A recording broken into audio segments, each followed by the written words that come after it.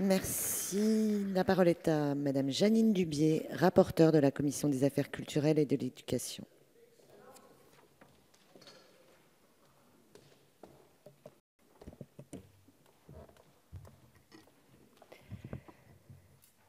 Madame la Présidente, Monsieur le Ministre, Monsieur le Président de la Commission des Affaires culturelles et de l'Éducation, chers collègues, notre groupe, le groupe radical, républicain, démocrate et progressiste, a souhaité inscrire ce texte dans sa niche parlementaire car nous pensons qu'il constitue l'un des textes les plus importants de la législature dans le domaine du sport.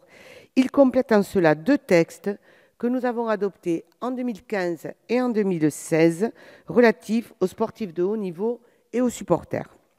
Cette proposition de loi de nos collègues sénateurs Dominique Bailly et Didier Guillaume a été largement inspirée des travaux de la grande conférence sur le sport.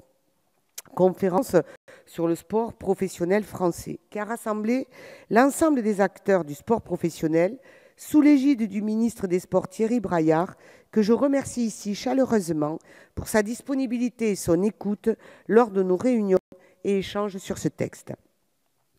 Si ce texte n'a pas vocation à révolutionner le sport professionnel, il permet d'apporter une réponse à certains sujets identifiés lors de la grande conférence sur le sport professionnel français afin d'améliorer la compétitivité de nos clubs au regard d'un environnement international très concurrentiel, tout en renforçant la régulation et la transparence du sport professionnel. Il comporte également un important volet destiné à renforcer et préserver l'éthique du sport. En effet, à compter de l'entrée en vigueur de la loi, les fédérations devront instituer des comités d'éthique et de déontologie.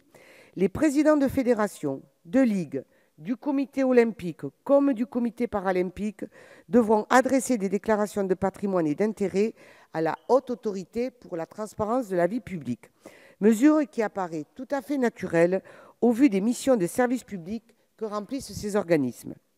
Les ligues pourront se constituer partie civile pour mieux lutter contre les atteintes directes et indirectes portées aux intérêts des associations et sociétés sportives et des sportifs professionnels. Les fédérations se verront reconnaître le droit d'organiser des contrôles et de prononcer des sanctions pour tout fait qui relèverait de la fraude technologique. Les interdictions de parier applicables aux acteurs des compétitions sportives seront étendues à l'ensemble des compétitions de la discipline concernée pour éviter tout conflit d'intérêts.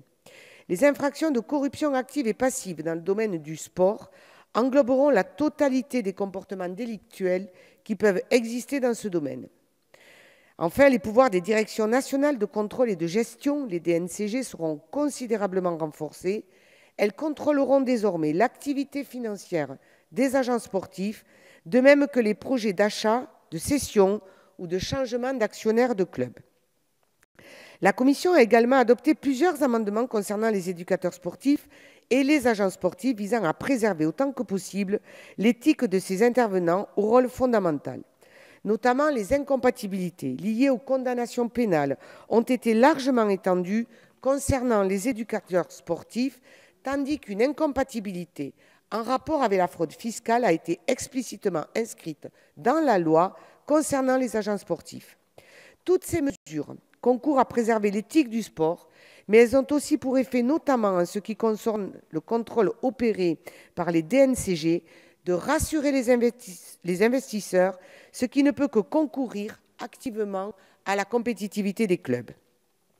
Et c'est là le second volet de ce texte qui tend à répondre par différents moyens au moindre attrait des investisseurs pour les clubs français. L'article 6 concède ainsi à la société sportive un droit d'usage du numéro d'affiliation de l'association sportive. Ce numéro, qui lui est délivré par la fédération lors de son affiliation, lui appartient et lui permet notamment de s'inscrire à des compétitions sportives. Les sociétés sportives en ont donc besoin, elles aussi, pour les activités qui leur ont été confiées par l'association. Il s'agit ici de sécuriser les relations qui lient les associations à leurs sociétés sportives pour rassurer les investisseurs sur le fait que le club dans lequel ils investissent pourra sans obstacle participer à ces compétitions. L'article 7, tel qu'il nous a été soumis, a fait l'objet d'un certain nombre d'interrogations de la part des clubs professionnels et des sportifs. La Commission a donc entendu clarifier le message envoyé par cette disposition. Il ne s'agit pas de diminuer les cotisations patronales payées par les clubs pour accroître leur compétitivité, mais de remédier à une situation juridique qui n'est pas celle qu'elle devrait être. À mon sens, le revenu d'un sportif professionnel comprend deux éléments distincts.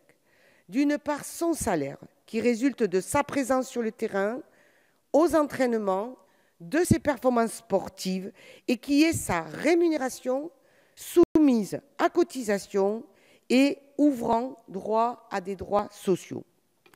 D'autre part, la commercialisation de son droit à l'image, qui dépend de sa notoriété et des recettes commerciales qu'il génère lorsque le club utilise son nom, son image ou sa signature par le biais de publicités, de vente de maillots ou autres. C'est sur ce point, et uniquement sur ce point, qu'intervient la notion de redevance qui ne doit pas être considérée comme un élément salarial. Le sportif peut être assimilé à un artiste du spectacle ou mannequin qui touche une rémunération pour sa prestation physique, mais aussi des redevances pour les recettes générées par l'utilisation de son image. Le dispositif proposé par nos collègues sénateurs faisait ainsi sens. Toutefois, la Commission a adopté plusieurs amendements tendant à garantir sa cohérence d'une part et sa bonne utilisation d'autre part. Afin d'éviter tout risque d'optimisation sociale, il appartiendra aux partenaires sociaux de définir le plafond de la redevance susceptible d'être versée aux sportifs ainsi que le seuil de rémunération versé au titre du contrat de travail à partir duquel un tel contrat peut être conclu. Pour conforter ce point, je vous proposerai tout à l'heure un amendement visant à prévoir que ce contrat rappellera, sous peine de nullité, les conditions retenues par la Convention ou l'accord collectif national en ce qui concerne le plafond de cette redevance et le seuil de rémunération. L'article 7 bis B, quant à lui, ouvre la voie à une nouvelle piste de financement pour les associations ou les sociétés sportives, partant du constat largement partagé qu'il faut partout où cette évolution est possible responsabiliser davantage le monde sportif dans le financement de ses équipements et diminuer le poids des subventions dans les infrastructures. C'est pourquoi cet article rendra possible un mécanisme de garantie par les collectivités territoriales des emprunts contractés par des associations ou sociétés sportives en vue d'acquérir, de réaliser ou de rénover leurs équipements. Facultatif et strictement encadré par les dispositions du Code général des collectivités territoriales, ce dispositif est très attendu par certains clubs qui espèrent ainsi pouvoir plus facilement développer des projets économiques intéressants pour leur territoire et pour les finances publiques des collectivités locales. Les deux piliers de cette proposition de loi sont complétés par d'autres dispositions importantes, parmi lesquelles doivent être mentionnées notamment l'article 9 qui prévoit, conformément à ce que recommandait la grande conférence sur le sport professionnel français, une conférence permanente du sport féminin. Celle-ci, conçue comme un espace de dialogue associant les niveaux nationaux et territoriaux, doit accompagner les efforts nécessaires pour mieux reconnaître les sportives professionnelles dans notre pays. Dans le même esprit, l'article 9 ter, adopté par la Commission, tend à lever certains freins juridiques au financement des sociétés sportives gérant des activités sportives féminines. Enfin, l'article 12, adopté à l'initiative de nos collègues sénateurs, s'inspire de modèles européens pour ouvrir la voie à un dialogue entre les différents acteurs de l'exploitation et de la diffusion du sport, afin de lutter contre le piratage. Les travaux de la Commission ont permis d'en assurer la conformité avec le droit européen, tout en donnant plus de marge à ces acteurs en vue de conclure un accord sur ce sujet.